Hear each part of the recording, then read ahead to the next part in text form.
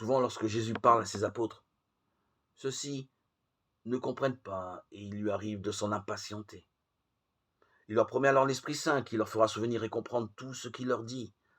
Ainsi donc, l'Esprit est mémoire et intelligence de la parole de Dieu. Cet Esprit reçu à notre baptême et produit en nous de très bons fruits. La parole de Dieu nous devient familière comme l'est une langue maternelle. Cette parole que l'on dit inspirée n'est plus une énigme, mais le lieu privilégié où Dieu se révèle et se communique. Le lieu où nous est dévoilée notre propre identité d'enfant de Dieu.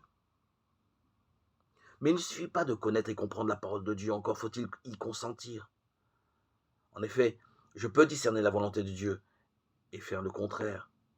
C'est alors que l'Esprit vient à mon secours pour me faire entrer sur un chemin d'obéissance et non pas servile.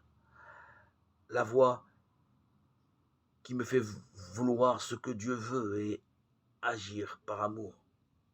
L'Esprit ajuste mes désirs à la parole en me découvrant quel bonheur m'est ouvert si j'accepte de croire que Dieu sait infiniment mieux que moi ce qui est bon pour moi. De même que Jésus nous dévoile la paternité divine en étant le Fils parfait, de même l'Esprit fait de nous des fils, capables de dire Père lorsque nous parlons à Dieu.